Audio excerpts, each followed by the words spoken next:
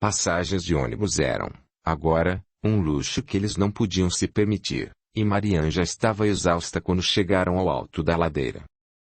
Enquanto subiam a colina, sentiu tonteiras e, por 2 vezes, teve de parar esperando que passassem. Na porta do hotel, Rashid cumprimentou e abraçou um dos porteiros, que usava um quepe e um terno bordo. Conversaram um pouco, com alguma intimidade, ao que parecia, pois, o tempo todo, Rashid segurava o porteiro pelo braço. A certa altura, fez um gesto na direção de Marianne e os dois olharam por um breve instante, o suficiente, porém, para ela ter a impressão de que aquele rosto lhe era vagamente familiar. Depois, o porteiro entrou no hotel, e os dois ficaram ali, esperando. Lá do alto, Manon avistou o Instituto Politécnico e, mais ao longe, o velho distrito de Caircana e a estrada que leva a Mazar. Ao sul, via-se a fábrica de pão, Silo, há muito abandonada, com sua fachada de um amarelo claro toda esburacada pelos tantos bombardeios que tinha sofrido. Além dela, podia identificar as ruínas do Palácio Darulaman aonde, anos atrás, Rashid a tinha levado para fazerem um piquenique. A lembrança desse dia era uma relíquia de um passado que já não parecia lhe pertencer. Marianne se concentrou nessas coisas, nesses marcos da cidade, pois tinha medo de perder a coragem se deixasse a mente vagar. A toda hora, jipes e táxis paravam diante do hotel. Os porteiros vinham correndo cumprimentar os passageiros, todos homens, armados, barbudos, usando turbantes, todos saindo dos veículos com um ar de autossuficiência, displicentemente ameaçador. Marianne ouvia trechos das conversas enquanto aquela gente se dirigia para a porta e desaparecia ali.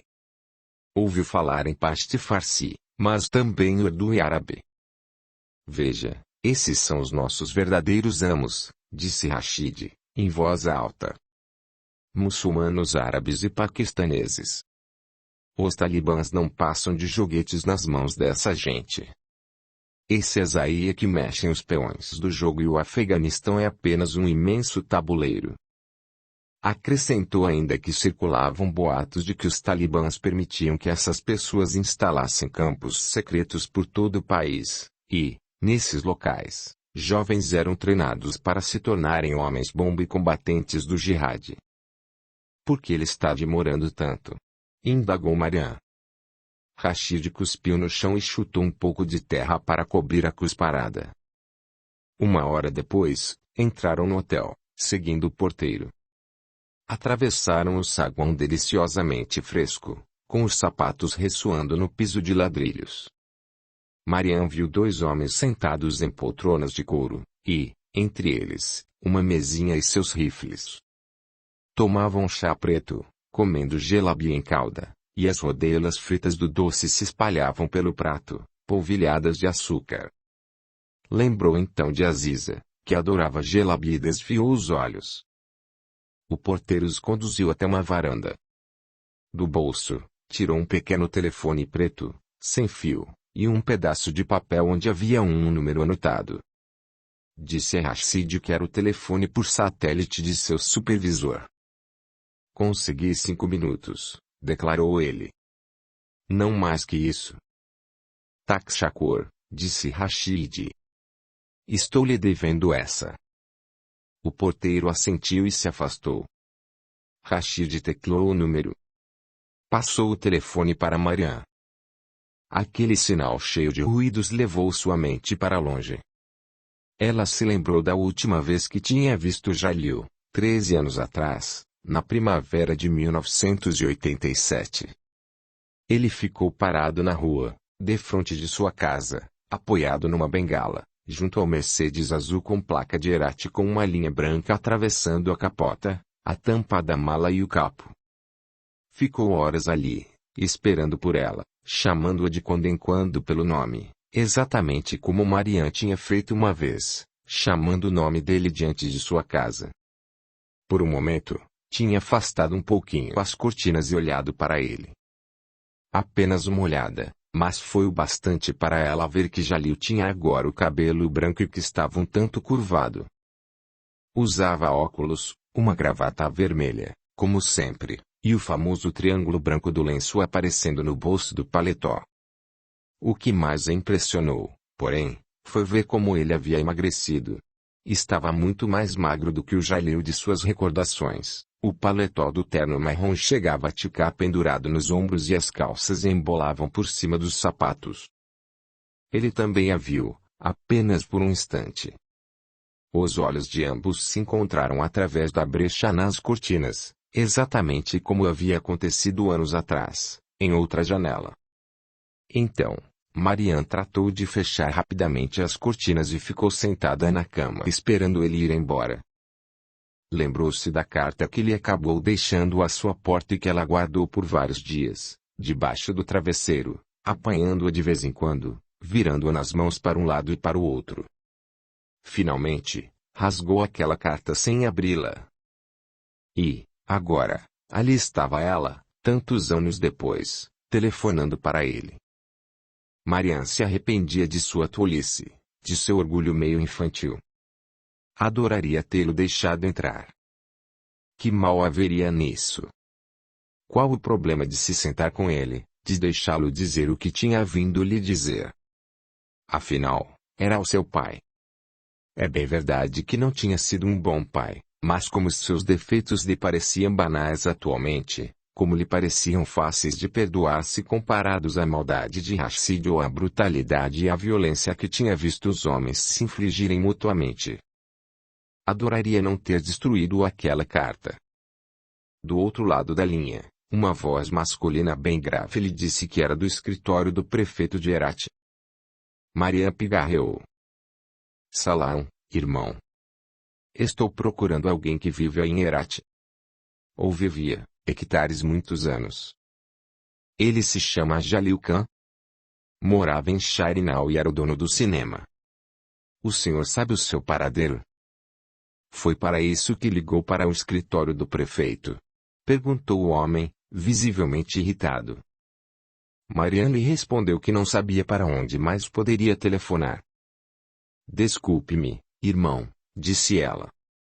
Sei que o senhor tem assuntos importantes a tratar, mas é uma questão de vida ou morte. Estou ligando por uma questão de vida ou morte. Não conheço esse sujeito. E os cinemas foi fechado há muito tempo. Talvez tenha alguém aí que o conheça. Não tem, não. Por favor, irmão, insistiu Marianne, fechando os olhos. Trata-se de crianças. De crianças pequenas. Ouviu então um longo suspiro do outro lado da linha. Talvez alguém. Principiou ela. Bom, tem o jardineiro. Acho que ele sempre morou aqui. Pode perguntar a ele, por favor? Vou-te a ligar amanhã. Marianne explicou que não era possível. Só consegui esse telefone emprestado por 5 minutos. Não. Quando ouviu um clique, Marianne achou que o sujeito tinha desligado, mas pôde distinguir o ruído de passos, de vozes, uma buzina ao longe e um zumbido mecânico, pontuado por uns estalidos. Talvez um ventilador elétrico. Passou o aparelho para outro ouvido e fechou os olhos. Viu Jalil, todo sorridente, metendo a mão no bolso. Ah, é claro. Bom, aqui está. Não vamos discutir por isso. Um pingente em forma de folha do qual pendiam moedinhas minúsculas com luas e estrelas gravadas. Vamos lá, experimente, Marianjo. O que acha? Acho que você está parecendo uma rainha. Passaram-se alguns minutos. Então, ouviu passos, um rangido e um clique. É, conhece mesmo, disse o sujeito. Conhece? Pelo menos foi o que ele disse. E onde ele está? Perguntou Marianne. Esse homem sabe onde está Jalil Khan? Houve um momento de silêncio. Ele morreu anos atrás, em 1987. Marianne sentiu um bolo no estômago. É claro que tinha pensado nessa possibilidade. Jalil estaria agora com uns 70 e tantos anos, mas... 1987. Ele estava morrendo naquela época. Fez toda aquela viagem até Cabul para se despedir. Aproximou-se, então, do parapeito da varanda. De onde estava, via a célebre piscina do hotel, agora vazia e cheia de lodo, com marcas de tiros e os ladrilhos caindo. E a quadra de tênis, também em péssimo estado, com a rede rasgada, jogada ali no meio como se fosse a pele abandonada de uma cobra. Preciso desligar agora, disse o homem. Lamento tê-lo incomodado, respondeu Marian, chorando baixinho. Viu Jalil acenando para ela, pulando de pedra em pedra ao atravessar o riacho, com o volume dos presentes no bolso. Lembrou de todas as vezes em que prendeu a respiração por ele, para que Deus lhe desse um pouco mais de tempo com seu pai. Obrigada, disse ela, mas, na outra ponta da linha, o sujeito já tinha desligado. Rashid a fitava. Marian abanou a cabeça. Um inútil, disse ele, pegando o telefone de suas mãos. Tal pai tal filha. Quando atravessaram o saguão, a caminho da porta, Rashid se aproximou da mesinha de centro, agora vazia, e pegou a rodela de jalebi que tinha sobrado no prato. Meteu aquilo no bolso e levou para dar a Zamai. Audiolivro realizado pelo canal Surya Chand Audiobook. Capítulo 42. Laila. Numa sacola de papel, Aziza guardou sua blusa florida e seu único par de meias, suas luvas de lã desemparelhadas, um velho cobertor laranja estampado com estrelinhas e cometas, uma caneca de plástico rachada, uma banana, seus dados. Era uma manhã fria de abril de 2001, pouco antes do 23º aniversário de Laila. O céu estava de um cinza translúcido e as rajadas de um vento frio e úmido açoitavam a porta de tela.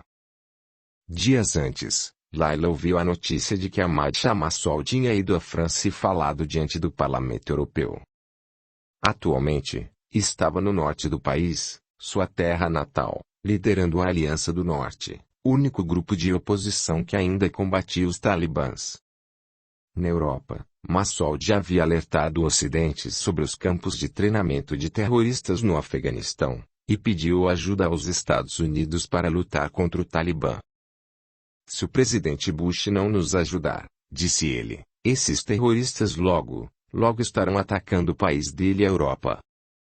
Um mês antes, Laila soube que os talibãs haviam dinamitado os budas gigantes de Bamiyan, alegando que as estátuas eram objeto de idolatria e de pecado. Houve protestos no mundo inteiro, dos Estados Unidos à China. Governantes, historiadores e arqueólogos de todo o planeta escreveram cartas implorando que os dois maiores monumentos históricos do Afeganistão não fossem destruídos. Mas os talibãs detonaram as cargas explosivas que tinham instalado nos budas de 2000 anos de idade. A cada explosão, bradavam Allahu Akbar, e comemoravam cada vez que um braço ou uma perna das estátuas se desfazia numa nuvem de pó. Laila se lembrou daquele dia, em 1987, quando, lá no alto da estátua maior, junto com Babi e Tariq, viu os corvos voando em círculos sobre o vale que se estendia aos seus pés, com a brisa batendo em seu rosto iluminado pelo sol. Mas a notícia da destruição dos budas a deixou indiferente. Não parecia tão importante assim. Como poderia se preocupar com estátuas quando a sua própria vida estava ruindo? Até Rashid vir lhe dizer que estava na hora, ficou sentada no chão, num canto da sala, sem dizer uma palavra, impassível, com o cabelo lhe caindo pelo rosto em cachos desordenados. Por mais que respirasse, tinha a impressão de não conseguir encher os pulmões o suficiente. Durante o trajeto até Cartece, Zalma ia sacolejando no colo do pai e Aziza, de mãos dadas com Marian, caminhava a passos rápidos a seu lado. O vento soprava o lenço sujo que a menina trazia na cabeça e sacudia a bainha de seu vestido. Estava mais séria agora, como se houvesse começado a perceber, a cada passo, que a estavam enganando. Laila não teve coragem de contar a verdade à filha. Disse-lhe que ela estava indo para uma escola especial, onde as crianças comiam e dormiam, sem voltar para casa depois das aulas. Agora, lá estava ela de novo, bombardeando Laila com as mesmas perguntas que vinha lhe fazendo há dias. Os alunos dormiam em quartos separados ou todos juntos, num quarto bem grande. Ela ia ter amigos. A mãe tinha certeza de que os professores eram bonzinhos. E, mais de uma vez, quanto tempo vou ter que ficar lá? Pararam a 2 quarteirões do prédio atarracado, que mais parecia um quartel. Zamai e eu vamos ficar esperando aqui, disse Rashid. Ah, antes que eu me esqueça. Tirou um chiclete do bolso, um presente de despedida, e o entregou a Aziza todo prosa, com um ar magnânimo. A menina pegou o chiclete e agradeceu, com um murmúrio. Laila sempre se maravilhava com a bondade da filha, com sua imensa capacidade de perdoar, e seus olhos se encheram de lágrimas. Sentiu o coração apertado pela tristeza de pensar que, aquela tarde, Aziza não cochilaria ao seu lado, que não sentiria o peso quase imperceptível do bracinho da menina em seu peito, o contorno daquela cabecinha apoiado em suas costelas, o hálito de Aziza esquentando seu pescoço, seus calcanhares pressionando-lhe a barriga. Quando se afastaram, Zalmay começou a chorar, gritando Ziza. Ziza. O menino ficou se remexendo, dando chutes, chamando pela irmã, até que se distraiu com o macaco de um tocador de realejo do outro lado da rua. Marian, Laila e Aziza percorreram os últimos quarteirões sozinhas. Quando chegaram mais perto, Laila viu a fachada rachada do prédio, seu telhado meio despencado, as tábuas pregadas nas janelas sem vidraças, a parte mais alta de um balanço por cima do muro caindo aos pedaços. Pararam diante da porta e Laila repetiu para a filha o que já tinha lhe dito antes. Se perguntarem por seu pai, o que você vai dizer? Que os mujahedins o mataram, respondeu Aziza, compenetrada. Ótimo, Aziza. Você está entendendo, não é?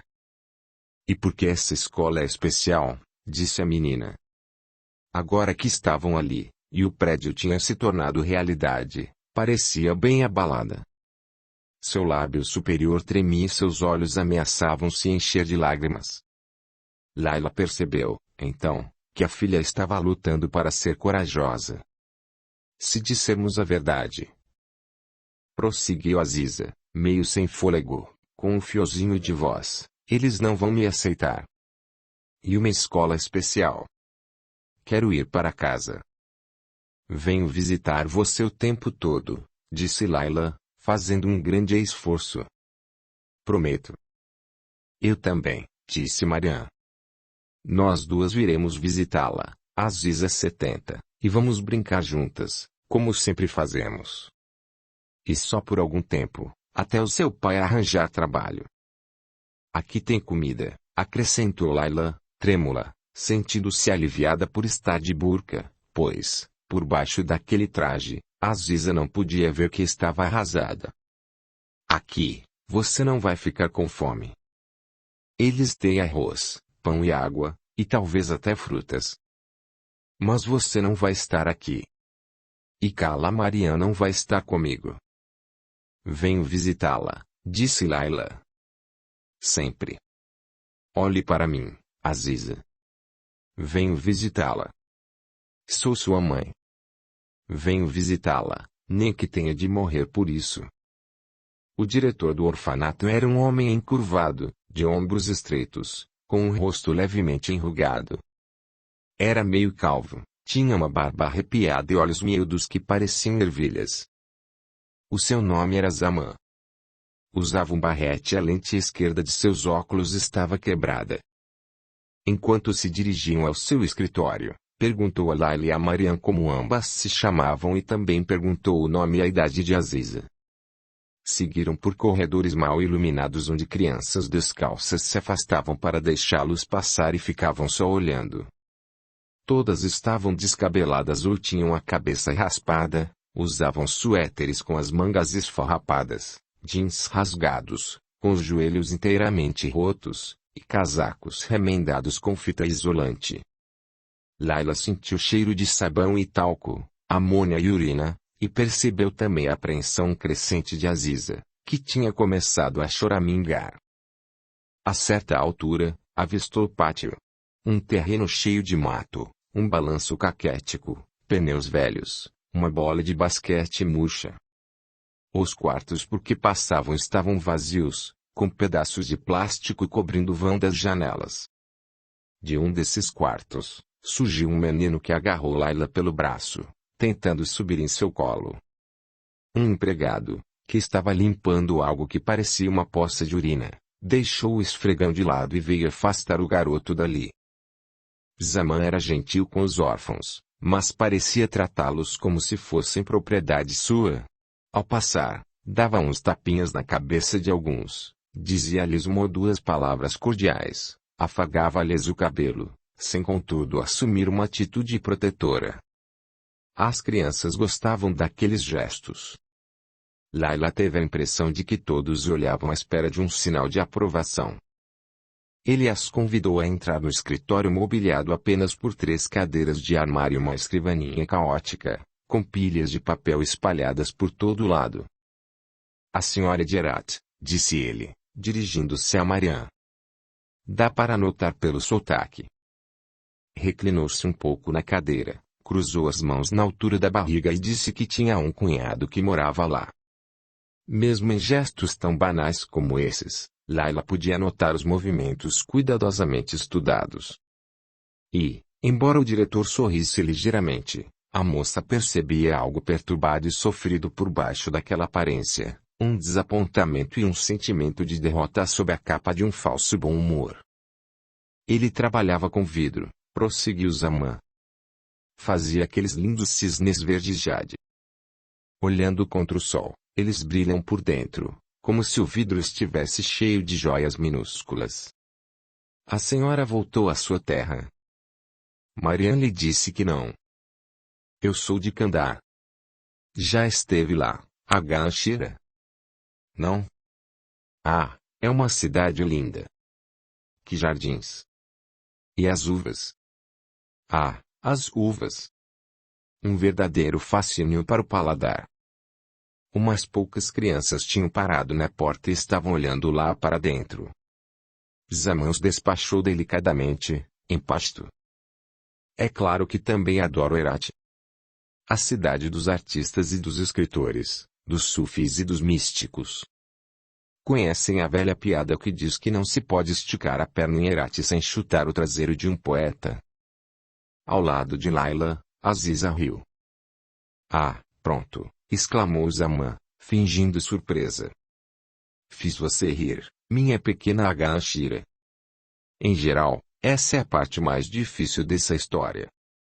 Já estava até ficando preocupado. Achei que teria que cacarejar feito galinha ou zurrar como um burro. Mas, não. E você é uma gracinha. Chamou um dos empregados e lhe pediu que olhasse Aziza por uns instantes. A menina pulou no colo de Marianne e se agarrou a ela. Nós só vamos conversar, querida, disse Layla. Vou estar aqui, está bem? Não vou sair daqui, não. Que tal a gente ir lá fora um pouquinho, Aziza Jo? Perguntou Marianne. Sua mãe precisa conversar com Kaka Zaman. E só um minuto. Venha. Quando ficaram a sós, Zaman lhe perguntou a data de nascimento de Aziza, seu histórico de doenças, se tinha alguma alergia. Perguntou pelo pai da menina e Layla experimentou a estranha sensação de estar contando uma mentira que era efetivamente verdade. Zaman a ouviu e, pela expressão de seu rosto, não se podia dizer se acreditava ou não no que a moça lhe contou. Segundo afirmou, dirigia aquele orfanato baseando-se no princípio da honra. Se uma Ganashira lhe dizia que seu marido havia morrido e que não podia criar os filhos, ele aceitava, sem discutir. Layla começou a chorar. Zaman pousou a caneta. Estou envergonhada, balbuciou Laila, cobrindo a boca com a mão. Olhe para mim, Anchira. Que mãe é essa que abandona o próprio filho? Olhe para mim. Laila ergueu os olhos. Não é culpa sua, está me ouvindo? A culpa não é sua. A culpa é toda desses selvagens. Fico até com vergonha de ser pastum. Eles desgraçaram o nome do meu povo. E a senhora não é a única, Anchira. Estamos recebendo mães como a senhora o tempo todo, mesmo. Mães que vêm até aqui, pois não conseguem dar comida aos filhos e tudo porque os talibãs não permitem que vocês saiam para ganhar a própria vida. Portanto, não se culpe. Ninguém aqui a está acusando de nada. Eu compreendo, disse ele, inclinando-se para a frente.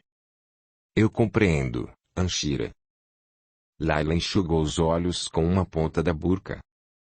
Como pode ver, prosseguiu Zaman, fazendo um gesto com a mão, esse lugar está num estado deplorável. Nunca temos dinheiro, lutamos com a maior dificuldade, sempre improvisando. Recebemos pouco ou nenhum apoio do Talibã. Mas damos um jeito. Como a senhora, fazemos o que temos a fazer. Allah é bom e misericordioso. Ele nos provê e, enquanto ele olhar por nós, garanto que sua filha terá roupa e comida. E o que posso lhe prometer? Laila assentiu. Está tudo bem? Indagou ele, com um sorriso afável. Não chore, Anchira. Não deixe que ela veja chorando. Laila enxugou os olhos novamente. Deus o abençoe, disse, com voz rouca. Deus o abençoe, irmão. Quando, porém, chegou a hora de se despedirem, aconteceu exatamente o que Laila tanto temia. Aziza entrou em pânico. No trajeto de volta para casa, apoiada em Mariam, Laila podia ouvir os gritos apavorados da filha. Revia nitidamente a cena. As mãos grandes e calosas de Zaman segurando a menina pelos braços, puxando-a, a princípio com brandura, depois, com mais vigor, e, finalmente, com força, para fazê-la soltar a mãe. Via Aziza, nos braços do diretor, dando chutes e pontapés, enquanto ele a levava às pressas para algum lugar, e ouvia a menina a gritar como se fosse desaparecer da face da terra. E via a si mesma, correndo pelo corredor, de cabeça baixa, com um berro lhe subindo pela garganta. Sinto o cheiro dela, disse a Mariam quando já estavam em casa. Seus olhos fitavam o vazio, por sobre os ombros de Mariam, para além do quintal, dos muros, na direção das montanhas, escuras como uma cusparada de tabaco. Sinto o cheiro dela dormindo. Você também sente? Sente o cheiro dela? Ah, Laila Jo, disse Mariam, não fique assim. Para quê? De que adianta? De início, Rashid condescendia e acompanhava Laila, Mariam e Zamai. Durante o trajeto, porém, fazia de tudo para ela notar como era difícil para ele ir até lá. Ostentava um ar sofrido, reclamava dizendo como lhe doíam as pernas e as costas. Em suma, se esmerava em deixar bem claro o sacrifício que ela o obrigava a fazer indo com eles três até o orfanato. Não sou mais um rapazinho, dizia ele. Claro que sei que você não se importa com isso. Sei que me destruiria, se pudesse. Mas você não pode, Laila. Não tem a mínima condição de fazer isso. A 2 quarteirões do orfanato, ele parava e só lhes concedia 15 minutos. Mais um minuto que seja, ameaçava, e vou embora. Vou mesmo. Laila precisava atormentá-lo, implorar para conseguir ficar um pouquinho mais com a filha. Fazia isso por si mesma, mas também por Mariam que andava desolada com a ausência de Aziza, embora, como sempre, optasse por sofrer sozinha e calada. E por Zalmai, que vivia perguntando pela irmã, e fazia as maiores cenas que, às vezes, acabavam com o menino aos prantos, inconsolável. Certos dias, Quando estavam indo para o orfanato, Rashid parava no meio do caminho, queixando-se de dores nas pernas. Dava meia volta, então, e começava a voltar para casa, todo lampeiro, sem ao menos mancar. Ou estalava a língua, dizendo: "São os meus pulmões, Laila. Estou sem fôlego. Quem sabe amanhã não me sinto melhor, ou depois de amanhã. Vamos ver." E nem se dava o trabalho de fingir que ofegava. Muitas vezes, assim que começava a voltar para casa, acendia um cigarro. Laila não tinha então outra escolha senão ir atrás dele, desamparada, tremendo de raiva e sentindo-se inteiramente impotente. Até que, um belo dia, Rashid declarou que não ia mais levá-la ao orfanato. "Estou cansado demais de ficar andando pela rua para cima e para baixo, procurando emprego", disse ele. "Então, vou sozinha", retrucou Laila. "Você não pode me impedir, Rashid. Está me ouvindo? Pode me bater o quanto quiser, mas vou continuar indo lá. Como quiser. Mas não vai conseguir passar pelos talibãs. Depois, não venha me dizer que não avisei." "Vou com você", interveio Mariam. Mas Laila não deixou. "Não. Você tem que ficar em casa com Zalmai. Se formos detidas, não quero que ele veja essa cena." De repente, a vida de Laila tinha se transformado nisso.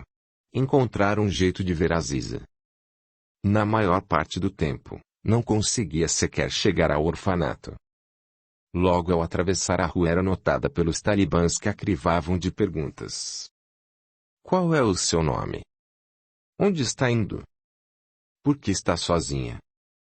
Onde está o seu Maron?" Eu acabava tendo de voltar para casa. Às vezes, tinha sorte, e só lhe davam uma bronca, um pontapé no traseiro ou um tapa nas costas. Outras vezes, porém, eram as surras com cacetetes, com varas verdes, com chicotes, além de tapas e, quase sempre, socos. Um dia, um jovem talib lhe bateu com uma antena de rádio. Quando ficou satisfeito, o rapaz lhe deu uma última pancada na nuca e disse: "Se eu a vir novamente, vou surrá-la até o leite de sua mãe sair jorrando dos seus ossos." Dessa vez, Laila voltou para casa. Deitou de bruços, sentindo-se um animal idiota e deplorável, e gemeu quando Mariam pôs uns panos úmidos em suas costas e em suas coxas ensanguentadas. Geralmente, porém, ela se recusava a ceder. Fingia que estava indo para casa e, depois, seguia por outro caminho. Às vezes, era apanhada, interrogada e punida 2, 3 ou até 4 vezes no mesmo dia. Então, os chicotes e as antenas se erguiam à sua frente, e ela se arrastava de volta para casa, ensanguentada, sem ter conseguido chegar perto de Aziza. Começou então a usar camadas extras de roupas, mesmo no calor, pondo 2 ou 3 suéteres por baixo da burca para se proteger das pancadas. Mas, se conseguia escapar aos talibãs, a recompensa valia a pena. Podia passar o tempo que quisesse, horas até, com Aziza. As duas se sentavam no pátio, perto do balanço, em meio a outras crianças e mães que vinham de visita, e conversavam sobre o que a menina tinha aprendido naquela semana. Aziza lhe disse que Kakazaman fazia questão de lhes ensinar alguma coisa diariamente. Quase sempre liam e escreviam, às vezes, aprendiam geografia, um pouco de história ou de ciências, algo sobre plantas e animais. "Mas temos de fechar as cortinas", acrescentou a menina, "para os talibãs não poderem nos ver." E disse ainda que Kakazaman sempre tinha agulhas e lã à mão, para o caso de uma inspeção. Aí, escondemos os livros e fingimos que estamos fazendo tricô. Certa feita, durante uma daquelas visitas, Laila viu uma mulher de meia-idade, com a burca jogada para trás, deixando o seu rosto descoberto. Estava conversando com 3 meninos e uma menina. A moça reconheceu aquele rosto afilado, as sobrancelhas espessas, apesar da boca encovada e do cabelo grisalho. Lembrou dos chales, das saias pretas, da voz ríspida, de jeito como ela prendia o cabelo bem preto num coque que deixava ver uns pelinhos escuros na nuca. Layla lembrou ainda que, naquela época, essa mulher proibiu que suas alunas usassem o véu, afirmando que os homens e as mulheres eram iguais, que não havia motivo para elas se cobrirem se os homens não precisavam fazê-lo. A certa altura, Kibala Hangmal ergueu a cabeça e seus olhos se encontraram, mas Layla não viu qualquer sinal de reconhecimento na expressão de sua ex-professora. Existem fraturas na crosta terrestre, disse Aziza. Elas são chamadas de falhas. Era uma tarde quente, uma sexta-feira, em junho de 2001. Todos os 4 estavam sentados nos fundos do orfanato. Layla, Zalmay, Marian e Aziza. Desta vez, Rashid tinha cedido, coisa rara, aliás, e os levou até lá. Ficou esperando na rua, no ponto de ônibus. Crianças descalças corriam ao seu redor. Alguém chutou uma bola de futebol murcha, e, mais que depressa, todos saíram correndo atrás dela. E, de ambos os lados dessas falhas, as camadas de rochas que formam a crosta terrestre, prosseguia Aziza. Tinham puxado o cabelo da menina para trás e feito uma trança presa bem no alto de sua cabeça. Layla sentiu inveja daquela pessoa que se sentou atrás de sua filha e foi repartindo as mechas do cabelo da menina, pedindo-lhe que ficasse quieta. Aziza estava explicando o que dizia abrindo as mãos, com as palmas viradas para cima, e esfregando uma na outra. Zalmay olhava aquela demonstração com o maior interesse. São as placas tectônicas, não é? Tectônicas, emendou Layla. Tinha dificuldades para falar. O seu queixo ainda doía, bem como as costas e o pescoço. Seu lábio estava inchado e a língua não parava de se enfiar no buraco deixado pelo incisivo inferior que Rashid lhe arrancara com um soco 2 dias antes. Antes de seus pais morrerem e de sua vida a virar de pernas para o ar. Layla jamais teria imaginado que um corpo humano pudesse aguentar ser espancado tantas vezes, com tanta regularidade, e, mesmo assim, continuar funcionando. Isso mesmo. E quando se aproximam uma da outra, elas se roçam ou se chocam, está entendendo, mami? Aí liberam energia. É essa energia que corre pela superfície da Terra, fazendo ela tremer. Você está ficando muito sabida, disse Marian. Muito mais sabida que essa sua cala bobalhona. O rosto da menina se iluminou. Você não é uma bobalhona, cala Marian. E Kakazaman diz que, às vezes, esse movimento de rochas acontece bem lá no fundo, é fortíssimo e assustador, mas nós, aqui na superfície, só sentimos um leve tremor. Só um leve tremor. Na visita que fizeram antes dessa, foram os átomos de oxigênio na atmosfera fazendo a luz azul do Sol se dispersar. Se a Terra não tivesse atmosfera, disse Aziz um tanto ansiosa, o céu não seria azul, e sim como um mar bem preto. E o Sol seria uma enorme estrela brilhante nessa escuridão. Desta vez Aziza vai voltar para casa com a gente? Perguntou Zalmay. Ainda não, querido, respondeu sua mãe. Mas logo, logo ela vai. Layla ouviu-se afastar, andando igualzinho ao pai, meio inclinado para a frente, com os pés para dentro. O menino foi até o balanço, empurrou um dos assentos vazios e acabou se sentando no chão de cimento para arrancar o mato de uma rachadura. A água evapora pelas folhas, sabia disso, mami? Exatamente como acontece com a roupa pendurada para secar. E, com isso, a água vai para a parte alta da árvore. Desde o chão, passando pelas raízes e, depois, subindo pelo tronco, pelos galhos e chegando até as folhas. Isso se chama transpiração. Não raro Layla se perguntava o que os talibãs fariam se descobrissem essa história das aulas clandestinas de Kakazaman. Durante as visitas, Aziza não deixava muito espaço para o silêncio.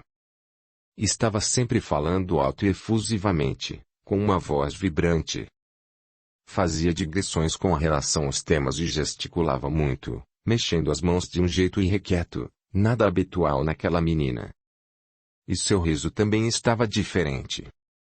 Não era exatamente um riso, mas um toque de nervosismo que pretendia ser tranquilizador.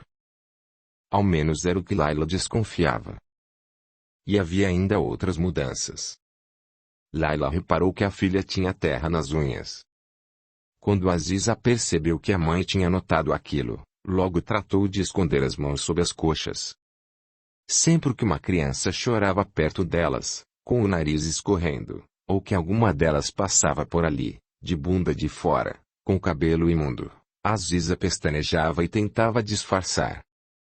Parecia até uma dona de casa constrangida porque as visitas estavam vendo a bagunça de seu lar, o desleixo de seus filhos. Quando lhe perguntavam como estavam as coisas, as respostas eram sempre vagas, mas animadas. Estou ótima, Cala. Ótima. Alguma criança maltrata você? Não, mami. Todo mundo aqui é muito legal. Tem comido direito? Tem dormido bem? Tenho comido, sim. E dormido, também. Ontem à noite comemos carneiro. Talvez tenha sido na semana passada. Quando a filha falava desse jeito, Layla via nela mais que uma pequena Marianne. Agora, a menina estava gaguejando. Foi Marianne quem reparou primeiro. Era uma gagueira sutil, mas perceptível. E ficava mais nítida nas palavras que começavam com T. Layla foi falar com Zaman a este respeito. Ele franziu a testa e respondeu. Achei que ela sempre tivesse gaguejado. Naquela tarde de sexta-feira, saíram do orfanato levando Aziza para dar um passeio e foram ao encontro de Rashid que as esperava no ponto de ônibus. Quando Zaman viu o pai, soltou um gritinho e começou a se remexer, tentando sair do colo da mãe. Aziza o cumprimentou secamente, mas sem hostilidade. Rashid lhes disse que teriam de se apressar, pois, em 2 horas, precisava estar no trabalho. Era sua primeira semana como porteiro do Intercontinental. Do meio-dia às 8, 6 dias por semana, abria portas de carros, carregava bagagens, e até limpava o chão se porventura respingasse alguma coisa ali. Às vezes, no fim do dia, o cozinheiro do restaurante, que funcionava em sistema de buffet, deixava que ele levasse algumas sobras para casa, contanto que fizesse tudo discretamente. Eram almôndegas nadando em gordura, asas de frango fritas, com a pele endurecida e ressecada, alguma massa recheada já borrachuda, arroz duro e empedrado.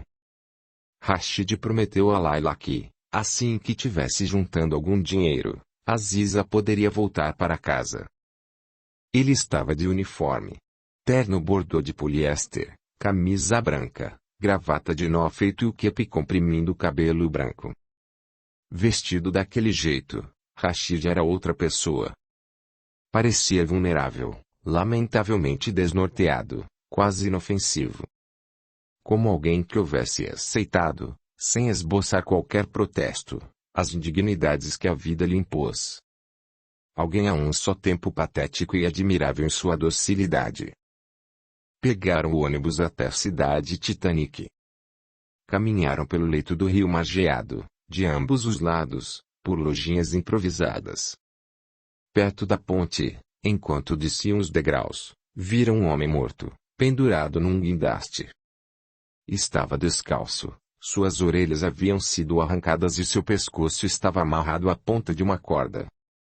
No rio, misturaram-se a multidão de compradores que circulava por ali, aos cambistas e aos funcionários da Zu.N.G.S, com ar entediado, aos vendedores de cigarros, às mulheres inteiramente cobertas que mostravam falsas receitas de antibióticos aos passantes, pedindo dinheiro para poder comprar os tais remédios. Talibs, empunhando chicotes e mascando na suar, patrulhavam o local à cata de risos indiscretos ou de rostos descobertos. Num quiosque de brinquedos, entre um vendedor de casacos postinho e uma barraca de flores artificiais, Zalma escolheu uma bola de basquete de borracha com riscos azuis e amarelos.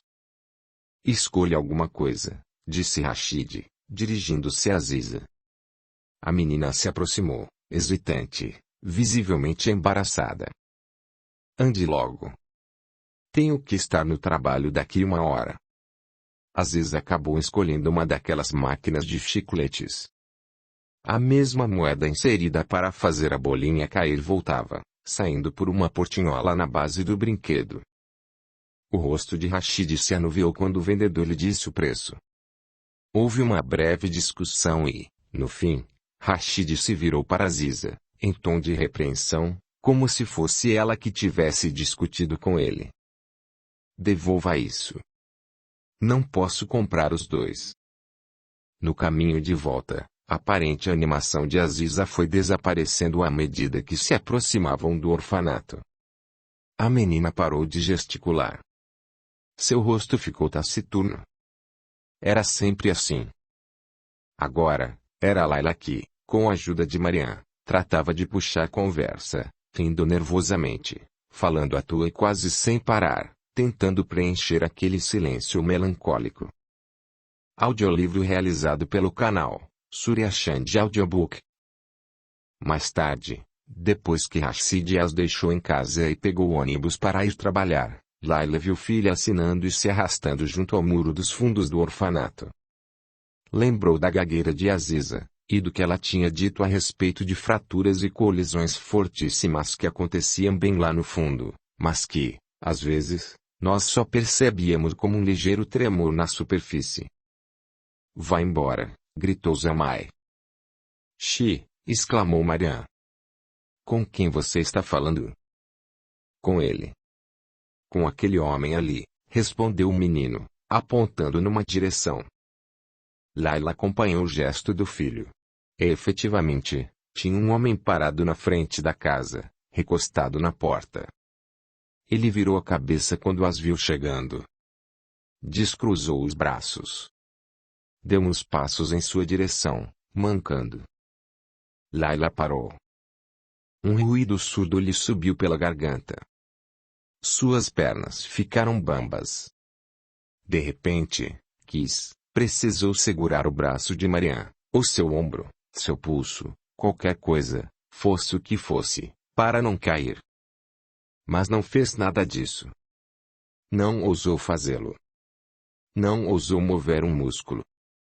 Não ousou respirar, ou sequer piscar, temendo que aquilo não passasse de uma miragem, uma frágil ilusão que se desvaneceria ao mínimo movimento que fizesse. Ficou então absolutamente imóvel, olhando para Tariq, até o seu peito implorar pedindo ar e os seus olhos arderem querendo piscar. E, sabe-se lá como, por um milagre qualquer, depois que respirou, depois que fechou os olhos e voltou a abri-los, ele ainda estava lá. Tariq ainda estava parado lá. Então ela se permitiu dar um passo em sua direção. E mais outro.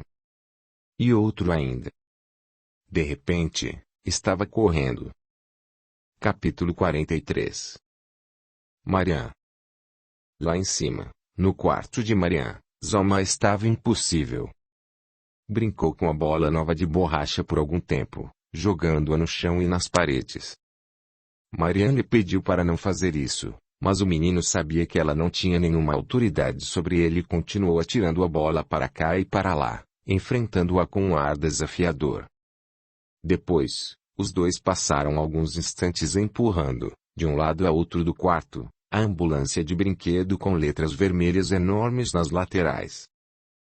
Mais cedo, quando encontraram Tariq na porta da casa, Zalma agarrou a bola contra o peito e enfiou o dedo na boca, coisa que já não fazia há tempos, a não ser quando estava com medo. E ficou olhando para o rapaz, desconfiado. Quem é aquele homem? Perguntou ele enfim. Não gosto dele. Manon ia começar a lhe dar uma explicação, contar que Layla e ele tinham crescido juntos, mas o menino a interrompeu, pedindo-lhe que virasse a ambulância, para o motor ficar de frente para ele. Quando ela fez isso, Ele disse que queria brincar de novo com a bola. Onde ela está? Indagou Zamai. Onde está a bola que Babajã me deu? Onde ela está? Quero minha bola. Quero minha bola. E sua voz foi ficando mais alta e estridente a cada palavra que dizia. Ela estava bem aqui, disse Mariam. Ela sumiu, exclamou Zamai, chorando. Sumiu, sim. Sei que ela sumiu. Onde ela está? Onde? Pronto, achei, disse Mariam, pegando a bola em cima do armário, onde ela tinha caído. Mas Zamai continuou aos berros, dando socos e gritando que não era a mesma bola, não podia ser, porque a dele tinha sumido, insistindo que aquela era falsa e perguntando onde a sua tinha ido parar. Onde? Onde? Onde? Gritou tanto que Laila teve de subir as escadas, pegá-lo no colo, embalá-lo, passar os dedos por seus cachinhos escuros, enxugar o seu rosto molhado e estalar a língua bem perto de seu ouvido. Mariam ficou esperando no corredor. Dali, tudo o que vieram as pernas compridas de Tariq, a verdadeira e a outra, mecânica, de calça caque, esticadas no chão sem tapete da sala de estar. Foi então que compreendeu por que o porteiro do Intercontinental tinha lhe parecido familiar no dia em que foi até lá com Rashid, tentando telefonar para Jalil. Como ele estava de quepe e óculos escuros, ela não o reconheceu de imediato. Mas, de repente, tudo ficou muito claro. Lembrou perfeitamente daquele dia, 9 anos atrás, quando o viu sentado lá embaixo, enxugando a testa com o lenço, pedindo um copo de água. Agora, todo tipo de pergunta lhe passava pela cabeça. Será que os comprimidos de sulfa faziam parte da farsa? Qual dos dois armou a mentira? Imaginou os detalhes convincentes. E quanto Rashid teria pagado Abdul Sharif, ou seja lá qual fosse o seu nome, para vir até ali e destruir Laila com a história da morte de Tariq. Capítulo 44. Laila. Tariq disse que um dos homens com quem dividia a cela, tinha um primo que fora espancado publicamente por pintar flamingos. Ao que parece, esse tal primo era maníaco por essas aves. Eram cadernos inteiros, daqueles de desenho, prosseguiu o rapaz. Dezenas de pinturas a óleo dessas aves andando numa lagoa, pegando sol num pantanal e acho que até voando pelo céu ao pôr do sol. Flamingos. Disse Laila. Ela o via ali, sentado junto à parede, com a perna de verdade dobrada. Tinha tanta vontade de tocá-lo de novo, como fez ainda há pouco no portão, quando correu ao seu encontro. Agora, se envergonhava só de pensar como o abraçou e chorou encostada em seu peito, como repetiu seu nome 1000 vezes com voz abafada e rouca. Será que tinha sido ávida demais? Será que tinha exagerado? Talvez. Mas não podia evitar. E, nesse exato momento, adoraria tocá-lo de novo, provar a si mesma, mais uma vez, que ele estava ali, que não era um sonho, um fantasma. Isso mesmo, disse ele. Flamingos. Segundo o rapaz, quando os talibãs viram as pinturas, acharam que as patas longas e nuas das aves eram uma visão ofensiva. Amarraram então o tal primo, bateram nas solas de seus pés a ponto de tirar sangue e, depois, lhe propuseram uma escolha. Ou ele destruía as pinturas ou fazia aquelas aves parecerem mais decentes. Então, o sujeito pegou o pincel e pintou calças em cada um dos flamingos. E tudo se resolveu, acrescentou Tariq. Agora, eram flamingos islâmicos. Laila começou a rir, mas se conteve. Tinha vergonha de seus dentes amarelos, da falta de um incisivo. Tinha vergonha de sua pele sem vida, de seu lábio inchado. Adoraria ter podido lavar o rosto ou, pelo menos, pentear o cabelo. Mas foi o primo quem riu por último, disse Tariq. As tais calças foram feitas com tinta de aquarela. Assim que os talibãs foram embora, ele simplesmente tirou tudo. sorriu, revelando também a falta de um dente, e ficou fitando as próprias mãos. Isso mesmo. Ele estava usando um pacol na cabeça, botas de caminhada e um suéter de lã preto enfiado para dentro da calça caque. Assentia lentamente com a cabeça, esboçando um ligeiro sorriso. Layla não se lembrava de ouvi-lo usar tanto a expressão isso mesmo antes, e essa atitude pensativa, com os dedos das mãos formando uma tenda em seu colo, e o aceno de cabeça também eram novidade. Uma atitude tão adulta, uma expressão tão adulta. Mas por que seria tão espantoso? Afinal, ele era efetivamente adulto, um homem de 25 anos, com gestos lentos e uma ponta de cansaço no sorriso. Alto, barbudo, mais magro do que o vi em seus sonhos, mas com mãos que pareciam fortes, mãos de trabalhador, com veias saltadas e sinuosas. Ainda tinha aquele rosto magro e bonito, mas sua pele não era mais como antes. A sua testa mostrava as marcas do tempo e estava queimada pelo sol, como seu pescoço, era a testa de um viajante ao fim de uma jornada longa e exaustiva. O pacol, posto mais para trás, revelava os primeiros indícios de calvície.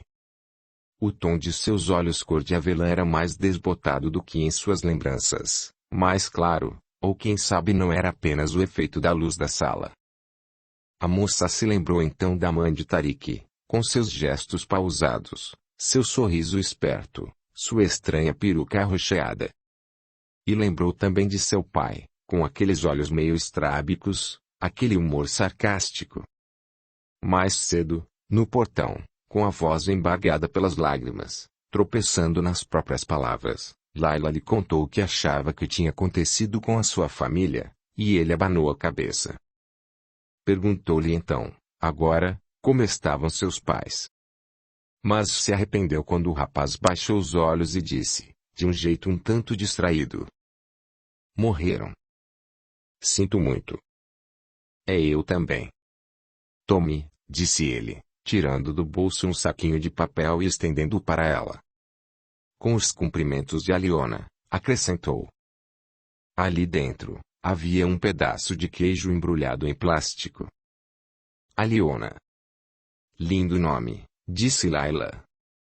E se esforçou para manter a voz firme ao prosseguir. É sua esposa? Minha cabra, retrucou ele, sorrindo com certa expectativa, como se estivesse esperando que ela revolvesse as lembranças do passado. Então, ela se lembrou. O filme soviético. A Aliona era filha do capitão, a moça que estava apaixonada pelo imediato do navio.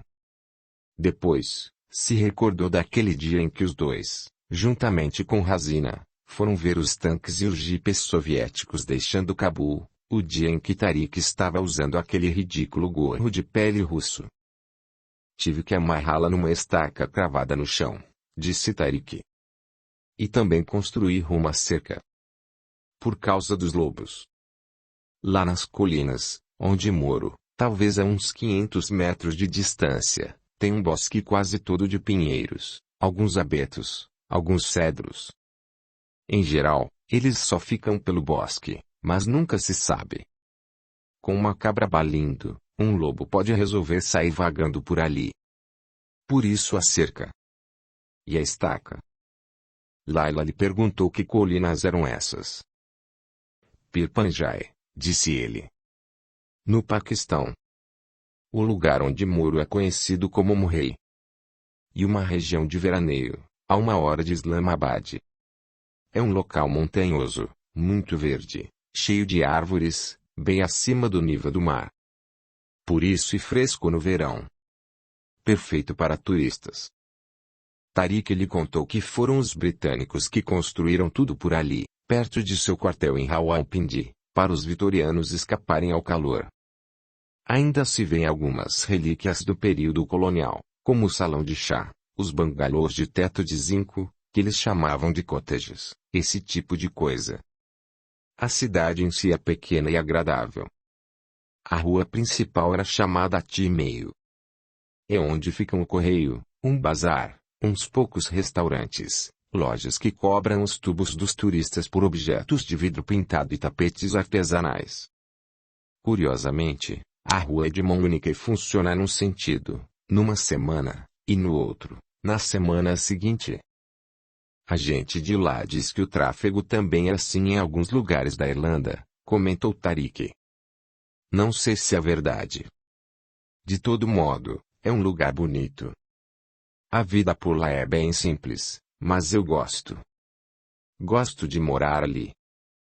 Com sua cabra. Com a Leona. Layla disse isso menos como uma brincadeira do que como um jeito disfarçado de dar outro rumo à conversa, tentando saber, por exemplo, se mais alguém se preocupava com essa história de lobos que podiam comer as cabras. Mas Tariq prosseguiu, assentindo ligeiramente com a cabeça. Também lamento muito o que aconteceu com seus pais. Ah, você soube. Falei com alguns vizinhos, antes de vocês chegarem, disse ele.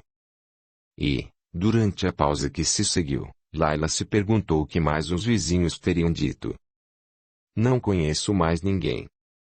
Dos velhos tempos, quero dizer. Todo mundo foi embora. Não tem mesmo mais ninguém que você conheça. Não reconheço Cabul. Nem eu, observou Layla. E olhe que nunca saí daqui. Mami arranjou um amigo, disse Zalmai, depois do jantar, naquela mesma noite, quando Tariq já tinha ido embora. É um homem. Ah, é mesmo? Indagou Rashid, erguendo os olhos. Tariq perguntou se podia fumar.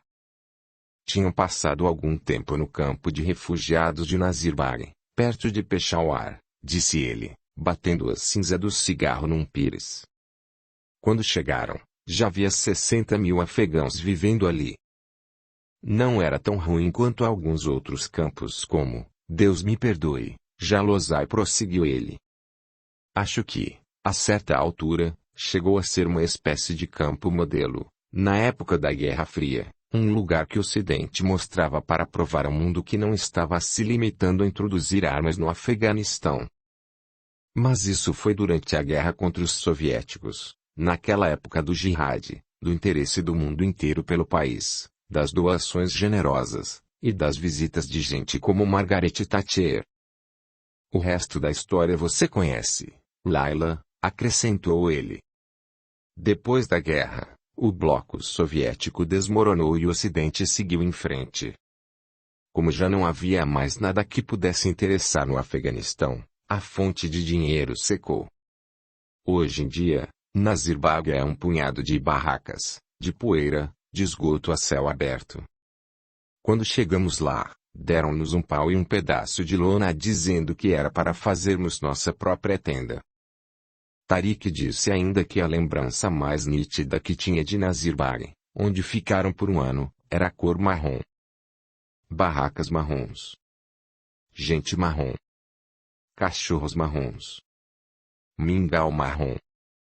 Todo dia, trepava numa árvore desfolhada e ficava ali, encarapitado num galho, olhando os refugiados deitados ao sol, com seus ferimentos e seus membros amputados bem à mostra.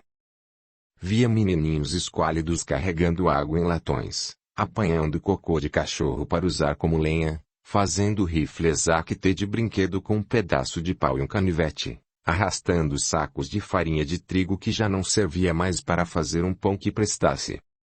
Ventava tanto que as barracas mal se aguentavam em pé. O vento espalhava capim por todo lado e carregava as pipas que os meninos empinavam nos telhados de uns casebres de barro. Morriam muitas crianças. De disenteria, de tuberculose, de fome, e do que mais você puder imaginar. Quase sempre, era a maldita disenteria. Por Deus, Layla, se soubesse quantas eu vi serem enterradas. Não há cena pior do que essa. Tariq cruzou as pernas e o silêncio voltou a se instalar entre os dois por algum tempo. Meu pai não sobreviveu ao primeiro inverno, prosseguiu ele. Morreu dormindo. Acho que não sentiu nada. Eu acrescentou que, naquele mesmo inverno, sua mãe pegou uma pneumonia e quase morreu. Teria morrido se não fosse por um médico ali do campo que transformou uma caminhonete num hospital itinerante. Ela passou a noite inteira acordada, com febre, tossindo e cuspindo um catarro grosso, de um marrom avermelhado. As pessoas faziam longas filas para serem atendidas pelo médico. E, na fila, todos tremiam, gemiam, tossiam, alguns com merda escorrendo pelas pernas, outros cansados demais, famintos demais ou doentes demais para articular uma palavra que fosse. Mas o médico era um sujeito decente. Atendeu minha mãe, mandou que tomasse uns comprimidos e salvou a vida dela naquele inverno. Foi nessa mesma época que Tariq atacou um garoto. Ele devia ter uns 12 anos, talvez 13, disse ele, sem qualquer emoção na voz. Ameacei cortar a garganta dele com um caco de vidro e roubei seu cobertor para dar para minha mãe. Depois que a mãe ficou doente, Tariq prometeu a si mesmo que não passaria outro inverno no campo de refugiados. Ia trabalhar, juntar algum dinheiro, levá-la para morar num apartamento em Peshawar, com aquecimento e água corrente. Quando chegou a primavera, saiu a carta de trabalho. De tempos em tempos, vinha um caminhão, bem cedinho, saía recolhendo umas 2 dúzias de garotos e os levava a um campo, onde trabalhariam removendo pedras, ou a um pomar, para colherem maçãs, em troca de algum dinheiro, ou, às vezes, de um cobertor ou de um par de sapatos. Mas essa gente nunca quis levá-lo. Bastava olhar para minha perna e pronto, disse ele. Havia outros tipos de trabalho. Lavar pratos, construir casebres, carregar água, limpar latrinas. Mas os rapazes mais velhos brigavam por esses empregos, e Tariq nunca teve vez. Até que, um dia, conheceu um mercador, no outono de 1993. Ele me ofereceu dinheiro para levar um casaco de couro a Lahore. Não era muito, mas talvez desse para pagar um ou quem sabe 2 meses de aluguel. O homem lhe deu uma passagem de ônibus e um endereço, numa esquina, perto da estação ferroviária de Lahore, onde deveria entregar o casaco a um amigo dele. Eu sabia. É claro que sabia, disse Tariq. Ele me disse que eu teria de me virar sozinho se fosse apanhado, que não me esquecesse de que ele sabia onde minha mãe morava. Mas, por aquele dinheiro, não dava para dizer não. E o inverno já vinha chegando novamente. Até onde conseguiu ir? Perguntou Laila. Não muito longe, disse ele, ainda envergonhado, como que se desculpando. Nem entrei no ônibus. Mas achei que não ia acontecer nada, sabe, que eu estava a salvo. Como se houvesse um sujeito por aí, em algum lugar, com um lápis enfiado atrás da orelha, anotando tudo, fazendo as contas. Ele olharia para baixo e diria: tudo bem, esse aí pode, deixem que faça isso, afinal, ele já teve a sua cota. O haxixe estava escondido nas costuras e se espalhou pela rua quando a polícia meteu a faca no casaco. Tariq riu novamente. Foi um riso meio ascendente, trêmulo, e Laila lembrou que ele ria desse jeito, quando os dois eram pequenos, sempre que queria fingir que não estava envergonhado, disfarçar alguma travessura ou alguma besteira que tivesse feito. Ele manca, disse Zalmay. Por acaso é quem estou pensando? Perguntou Rashid. Ele veio apenas visitar, interveio Mariam. E você, calha a boca, esbravejou Rashid, erguendo um dedo ameaçador. Ora, vejam só, prosseguiu ele, dirigindo-se a Laila. Lali e Mariam juntos outra vez. Como nos bons e velhos tempos. Eu acrescentou, carrancudo. E você deixou ele entrar? Aqui. Na minha casa. Deixou ele entrar. Ele ficou aqui, junto com o meu filho. Você me enganou. Mentiu para mim, retrucou Laila, com os dentes cerrados. Você mandou aquele homem aqui. Sabia que eu ia embora se soubesse que ele estava vivo. E você não mentiu para mim? Perguntou Rashid, aos berros. Acha que não entendi tudo? Que não sei sobre a sua Arami? Pensa que eu sou idiota, sua puta.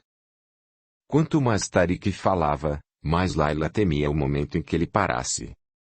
O silêncio que viria a seguir, indicando que tinha chegado a sua vez de falar, de lhe dizer como, onde e porquê, de formalizar o que ele com certeza já sabia. Cada vez que ele fazia uma pausa, ela se sentia meio enjoada. Evitava encontrar o seu olhar. Fitava as mãos dele, aqueles pelos escuros e espessos que tinham surgido ali durante os anos em que não se viram. Ele não falou muito sobre os anos em que esteve preso. Disse apenas que tinha aprendido a falar urdu na cadeia. Quando Layla lhe fez perguntas, o rapaz abanou a cabeça, com certa impaciência. Nesse gesto, Layla viu grades enferrujadas e corpos sujos, homens violentos e salas apinhadas, tetos úmidos e mofados. Leu no seu rosto que aquele lugar tinha significado humilhação, degradação e desespero. Tariq lhe contou que sua mãe tinha tentado visitá-lo na prisão. Ela foi até lá 3 vezes, mas nunca conseguiu vê-la, disse ele. Ele lhe escreveu uma carta, e, depois, mais algumas, embora achasse que a mãe nunca as receberia. E escrevi para você. Para mim? Em milhares de páginas, respondeu ele.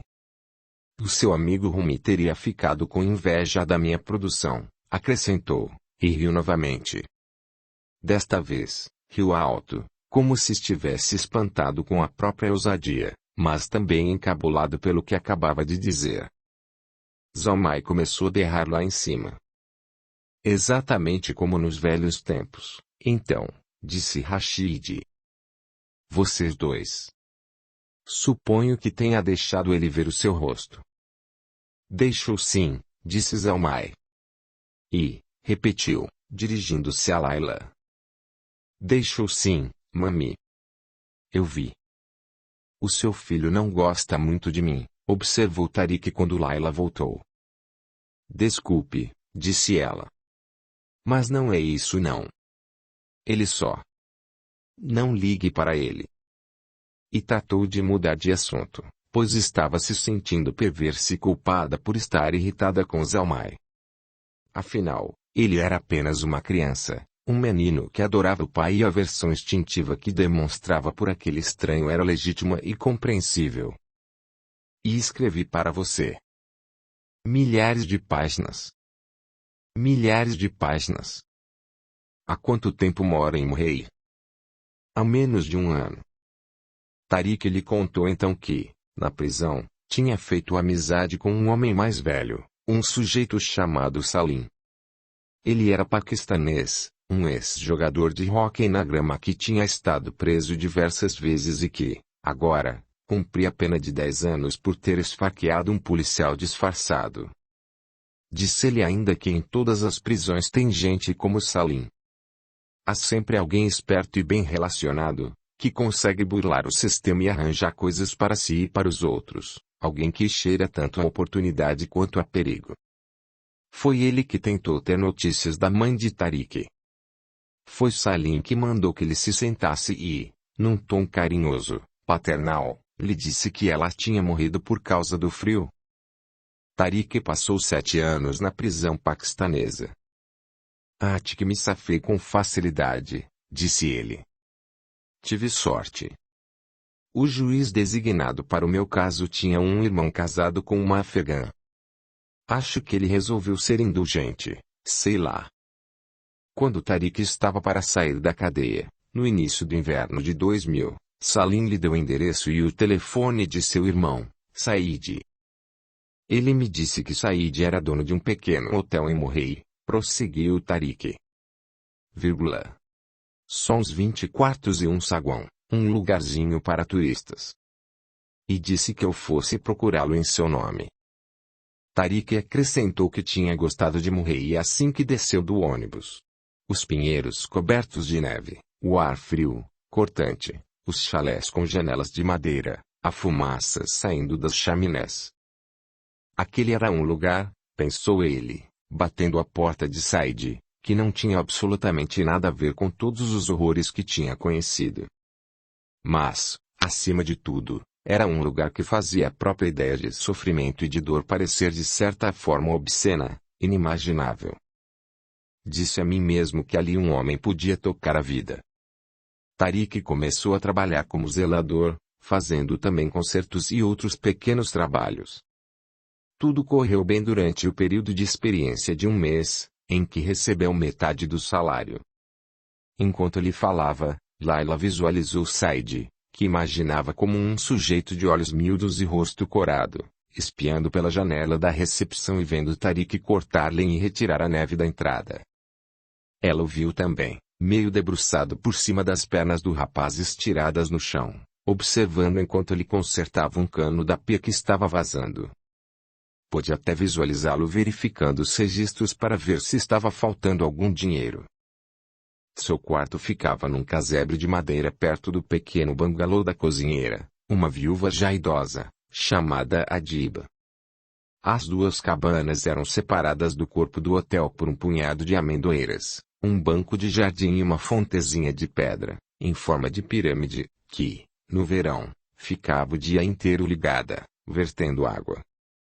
Layla imaginou Tariq em seu quartinho, sentando na cama, olhando, pela janela, aquele mundo verde lá fora,